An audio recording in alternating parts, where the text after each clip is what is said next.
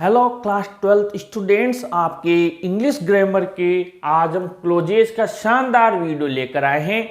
और ये वीडियो आप लोगों को एक तरीके से प्रैक्टिस करवाने के लिए है और आपका इसमें टेस्ट भी हो जाएगा और साथ ही क्लोजेस का रिलेशन आपके जो सिंथेसिस है उससे भी रहता है, तो वो भी हम आपको बताएंगे। लेकिन सबसे पहले हम देखते हैं कि ये जो आपके बोर्ड में सेंटेंस आएंगे, जो क्वेश्चंस आएंगे, आपको उन्हें कैसे सॉल्व करना है। ये मैंने कुछ क्वेश्चंस यहाँ पर लिखे हुए हैं। पहला क्वेश्चन आप देखिए, he finished his work he went to bed, bracket में आफ्टर दिया हुआ है। अब हमें क्या करना है कि ये देखना है कि ये सेंटेंस में आफ्टर कहाँ पर लगाना है और कैसे। सबसे पहले तो सेंटेंस को समझते हैं, ध्यान से समझना, ये मार्क्स आपको मिल जाएंगे। He finished his work, he went to bed। अब आप ये देखिए, पहले उसने उसका काम खत्म किया या फिर वो पहले बेड पर यानी सोने चला गया। तो जाहिर सी बात है, काम खत्म करने के बाद ही वह सोने जाएगा। तो आफ्टर कहाँ आएगा? काम समाप्त होने के पहले। यानी हम यहाँ पर आफ्टर शुरू में लगा देंगे, स्टार्ट में आफ्टर ही। बिफोर आफ्टर वाला यहाँ पर टेंस इसीलिए काम आते हैं। बिफोर आफ्टर वाले में एक तरफ परफेक्ट आता है और एक तरफ पास्ट सिंपल आता है। यानी यहाँ पर आएगा after he had finished, after he had finished. केवल मात्र हमने हेड लगाया है, बाकी और कुछ भी नहीं किया। ये भी केवल आफ्टर और बिफोर वाले में ही होगा, वो भी पास्ट में। ठीक है, तो after he had finished his work, और फिर हमने लिख दिया ही वेंट टू बेड। कुछ भी नहीं करना है, दोनों आपके सेंटेंस वैसे ही लिख दिए, बस आफ्टर पहले लगा दिया। क्यों लगाया? क्योंकि पहले काम खत्म किया, उसके बाद वो बेड पर गया। नंबर 2 देख लीजिए, this is the man his courage saved us. अब यहां पर हुज दिया हुआ है। अब मैंने आपको नियम बताया है, जब हमने ये डिटेल में पढ़ी थी क्लोजेज, तब मैंने बताया था कि हुज हमें लगाएंगे तो किस चीज को हटाएंगे? हिज को, हर को और देयर को, और इसके अलावा इट्स को। यानी जो हमें अधिकार या संबंध बताते हैं उसका, उनका, उन को हटाते हैं और हुज लगाते हैं। इसका मतलब होता है जिसका, जिसकी। ठीक है, ये हटाना है, मैं यहां पर लिख देता हूं, हुज लगाओ ताकि आपको आगे भी ध्यान रहे। हटाना है यानी इनको हटाना है और हुज लगाना है। अब यहां पर देख लीजिए, दिस इज द मेन। अब ये हिज किसके लिए आया? इस मेन के लिए। तो मेन तो यही रह जाएगा और हमें हटाना क्या है? हिज, और इसकी जगह क्या लगाना है? हुज। यानी अपना जो आंसर बनेगा, ध्यान से समझ लेना, ये दिस इज द मेन, इधर वाले को बिल्कुल भी नहीं छेड़ना है हमें। दिस इज द मेन लिख दिया। अब ये हिज हटाएंगे, इसकी जगह हुज लगाएंगे। बहुत ही सिंपल तरीका है, ये हुज लगा दिया और फिर हमने यहाँ पर करेज लिख दिया और सेव्ड का सेव्ड लिख दिया और अस का अस लिख दिया। स्टॉप। अब सिंथेसिस में क्या करेगा वो? ये हुज नहीं देगा, बल्कि यहां पर क्या दे देगा? ये सेंटेंस लिख देगा और यूज देगा कि आप इसको कॉम्प्लेक्स सेंटेंस में बदलिए। किस में बदलिए? कॉम्प्लेक्स सेंटेंस में बदलिए। अब कॉम्प्लेक्स सेंटेंस में बदलने की बोलेगा, हुज नहीं देगा, तब भी हम समझ जाएंगे हिज वाला है तो इसे हुज से बनाना है। और आगे बढ़ते हैं, अगला सेंटेंस लेते हैं आपके थर्ड वाला, I received the pen he sent it to me. अब यहां दे दिया विच। क्या दे दिया? विच। अब आपको पता है विच कहां लगाना है हमें? किसी एनिमल यानी कोई जानवर या थिंग, कोई वस्तु, या फिर वहां क्या दिया हुआ होगा? इट।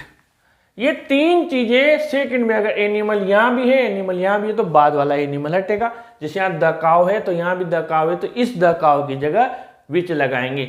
यहां भी पेन है, यहां भी पेन है, तो फिर इस इधर वाला पेन हटाएंगे।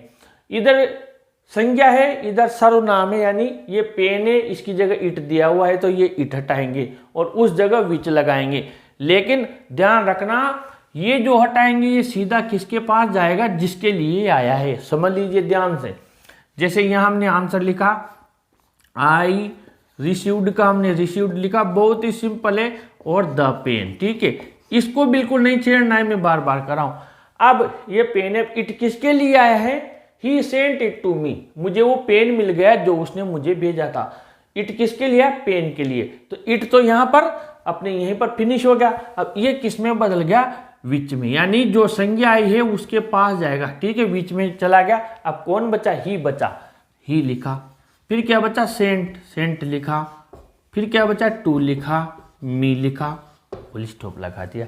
कितना सिंपल है, कुछ भी तो नहीं किया, वैसा का वैसा ही लिखा है, केवल इट को विच में बदला है। बाकी बाद वाला भी हमने देख लीजिए, ये ही लिखा, सेंट लिखा, टू लिखा, मी लिखा, बस ये है। ये नहीं है कि इस इट को हटाकर विच इसी जगह लगा दो, ये गलती मत करना। ये विच जिस संज्ञा के लिए है उसके पास जाएगा, बाकी फिर बचा हुआ सेंटेंस कनेक्ट हो जाएगा। अब कॉम्प्लेक्स देगा वो, यहां पर आपको विच नहीं देकर क्या लिखेगा? कॉम्प्लेक्स सेंटेंस में बदलिए, कोई दिक्कत नहीं है, हम समझ जाएंगे। इट है, इधर संज्ञा है, इधर इट है, तो वही विच वाला है, इसको विच में बना देंगे। बस इतना सा अंतर है कि क्लोजेज में वो आपको वो वर्ड लिख देगा और आपकी जो सिंथेसिस है उसमें वर्ड नहीं लिखेगा। ठीक है, और ये किसके हैं? कॉम्प्लेक्स सेंटेंस में काम आ रहे हैं। और आगे बढ़े। He went there for some reason, nobody knows the reason, 2 बार लिख दिया। वह वहां किसी वजह से गया था, किसी कारण से गया था। नोबडी नोज द रीजन, कोई नहीं जानता उस कारण को। अब वाई वाला है तो वाई का मतलब प्रश्न पूछते हैं तो आपको पता है कारण पता लगने के लिए पूछते हैं। क्यों? वाई का मतलब क्या होता है? क्यों। कारण यानी कि ये किसके साथ कनेक्ट होगा? रीजन के साथ। पहली बात तो ये। अब रीजन भी 2 दिए हुए हैं, इधर भी रीजन दिया हुआ है, इधर भी रीजन दिया हुआ है। कौन सा वाला रीजन हटाएंगे? क्या दोनों रीजन हटाएंगे या फिर एक रीजन रखेंगे, एक रीजन हटा देंगे? समझ लेते हैं। देखना, जो ये वाक्य है यहां पर गौर कीजिए। नोबडी नोज द रीजन, इस कारण को कोई नहीं जानता। आप स्वयं बोलिए, nobody knows the reason why, कोई नहीं जानता व्हाई ही वेंट देयर, वो वहां क्यों गया। अपने आप ये चीज हट रही है, आप स्वयं देख लीजिए। नोबडी नोज द रीजन, सीधा वैसा का वैसा उठा लेना है। ये ब्रैकेट ध्यान से देखना, मैं ये ब्रैकेट हटा रहा हूं और ये फुल स्टॉप भी हटा रहा हूं, और ये आप देखिए ये नोबडी नोज द रीजन, ध्यान से समझना व्हाई। अब यहां लिख रहा हूं मैं nobody, nobody knows knows the reason, why का वाई लिखा, why he went there, why he went there. कितनी शानदार ट्रिक है, आप स्वयं देख लीजिए। ब्रैकेट हटाया, उसको मिलाया, चला जा, और ये बाद वाला फॉर सम रीजन हटा दिया। आगे बढ़े। Listen to that, your father says date.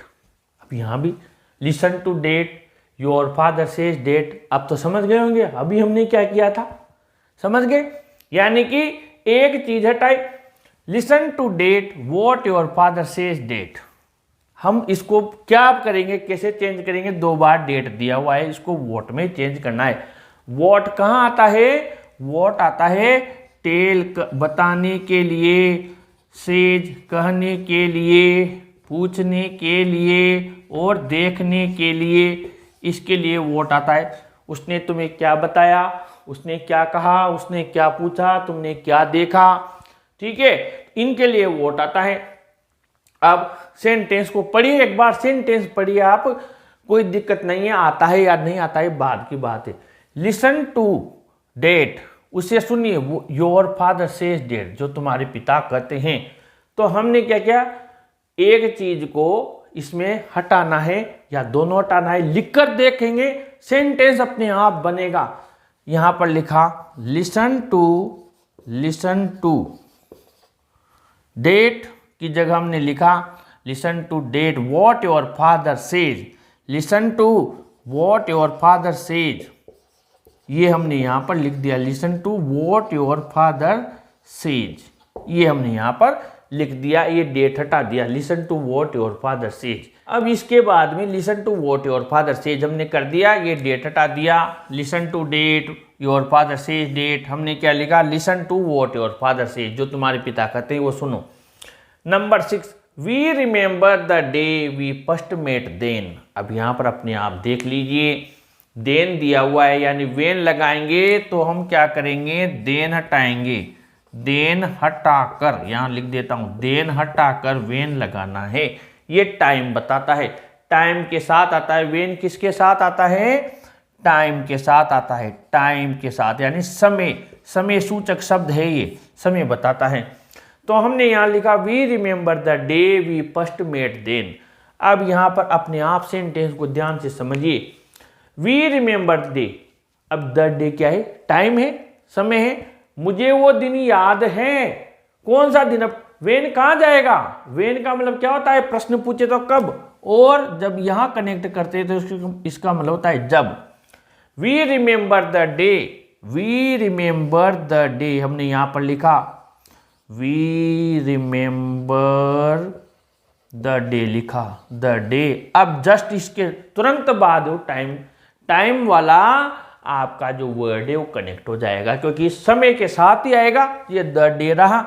जब हमने यहां पर देखिए पेन के साथ विच लगाया, व्यक्ति के साथ हुज लगाया, तो जिसका जो है उसी के साथ आता है। तो we remember the day when we यहां पर हमने लिखा फर्स्ट मेट, और ये यहां पर गोला बना लेना, नहीं तो गलती क्या होती है, जब हम कॉपी चेक करते हैं बच्चे वेन भी लिख देते हैं और देन भी लिख देते हैं, मजबूरी में काटना पड़ता है। तो प्लीज ये गलती ना हो, पेन से गोला बना लेना ताकि ये देन लिखने में नहीं आएगा। आगे बढ़ें। This is Anil all like him, हुम दे दिया। अब हुम लगाएंगे तो क्या हटाएंगे, मैं यहां लिख देता हूं हिम हर देम, ठीक है, ये हटाएंगे हम। ये ऑब्जेक्ट होते हैं, इनको हटाकर यहां लिख देता हूं, इनको हटाएंगे तो हुम लगाएंगे। अब दिस इज अनिल दे दिया, इसमें हमें कुछ नहीं छेड़ना, तो हमने लिख दिया दिस इज अनिल, ठीक है। ये दिस इज अनिल का दिस इज अनिल लिख दिया। अब हुम आएगा, सबसे पहले तो गोला बना लीजिए जिसको हटाना है। अब हुम कहां जाएगा, जिसके साथ जिस संज्ञा के लिए आया है, अनिल के लिए आया है, तो अनिल के पास आ जाएगा पूरा उठकर, ये आ गया होम। अब बचे जो बाद में लिखेंगे home all like, full stop. Number 8, Prachi is studying in Kota, she is my niece. Prachi Kota में रह रही है, वहां पढ़ाई कर रही है, वो मेरी भतीजी है। हु, अब आप समझ जाओ हु किसके लिए आएगा, हु आएगा ही, सी, दे, या फिर मोस्टली ज्यादातर किसके साथ आता है, इंसानों के साथ, यानी कि दोबारा भी इंसानों के साथ। दोबारा भी यहाँ प्राची लिख देगा वो, तो बाद में जो प्राची आएगी वो टेगी। अगर सी नहीं देता यहाँ प्राची दे देता तो फिर यहाँ ये वाला हटता। तो अब मैंने समझाया आपको, संज्ञा की जगह जो सर्वनाम दिया जाता है उसको आपको हु में बदलना है। तो ये सी है, इस सी को हम हु में बदलेंगे। अब सी किसके लिए आया है, मैंने बोला जिसके लिए आया है उसी के पास जाएगा। अब इनमें तो यहीं दिए हुए थे तो यहीं रह गए, लेकिन इसमें प्राची कहाँ है, आगे। सी कोटा के लिए तो आया ही नहीं है, कोटा तो स्थान है, प्राची के लिए आया है सी, लड़की वही है। तो हम सबसे पहले क्या करेंगे, प्राची का प्राची लिख दिया, ध्यान से समझ लीजिए। अब ये सी किस में बदलेगा, हु में, यानी कि हमने इसको हु में बदल दिया और पूरा सेंटेंस लिख दिया हमने। हु इज, ये पूरा सेंटेंस आएगा पहले, ये बाद में आएगा। प्राची, अब ये हु इज माई नीस, ठीक है। अब ये बाद वाला लिखेंगे, इज स्टडीइंग ये इन कोटा, ये यानी प्राची का प्राची, ब्रैकेट में हु दिया हुआ है। हु कहाँ लगाएंगे, ही, सी, दे को हटाकर। सी है, सी को हु में बदला, पूरा सेंटेंस उठकर कहाँ है, यहाँ। अगर ये प्राची इसी जगह होती तो वो यहीं कनेक्ट हो जाता। दे के यहाँ पर अनिल यही है तो ये हुम यहीं कनेक्ट हो गया। ध्यान से समझना आप, यहाँ पेन यही है तो विच यहीं कनेक्ट हो गया, मेन यही है ये देखे तो ये हु यहीं कनेक्ट हो गया। लेकिन इसमें प्राची इस जगह है तो पूरा उठकर यहाँ आएगा और इसके साथ में पूरा सेंटेंस भी आएगा। हु इज माई नीस। अब ये जो बचा ये कंप्लीट होगा पहले, इसके बाद में लिखा जाएगा ये इसके बाद का। ठीक है, तो ये हुए अब 8 सेंटेंस हमने किए हैं। और एक का क्या करेगा, ये आपको जब सिंथेसिस देगा तो इस जगह ये लिख देगा भैया इसको कॉम्प्लेक्स में बदलिए, तो हम समझ जाएंगे लड़की दी हुई है, सी दिया हुआ है, कॉम्प्लेक्स में है तो हु में चेंज होगा, बस वहां हु नहीं लिखेगा। बस इतना सा ध्यान है और ज्यादा टेंशन की जरूरत नहीं है कि कॉम्प्लेक्स एंड टेंस क्या होते हैं। ये जो क्लोजेज हम पढ़ रहे हैं रिलेटिव क्लोजेज, ये क्लोजेज सीधी कॉम्प्लेक्स एंड टेंस में काम आती है। और जो हमने कंजंक्शन पढ़े नॉट ओनली बट आल्सो वाले, वो पढ़े थे बोथ एंड वाले, वो सब कहाँ काम आएंगे अपने, वो काम आएंगे कंपाउंड सेंटेंस में। मैं दोनों को बता रहा हूं आपको, यानी हमें कंजंक्शन, क्लोजेज और सिंथेसिस तीनों के मिलाकर 6 अंक पक्के हैं हमारे, ये हम पढ़ रहे हैं। इससे पूरी मेहनत कर रहे हैं आपको इनके मार्क्स दिलवाने की। वीडियो अच्छा लगा हो तो जरूर लाइक शेयर कीजिए और अपने चैनल को भी जरूर से सब्सक्राइब कीजिए। Thank you.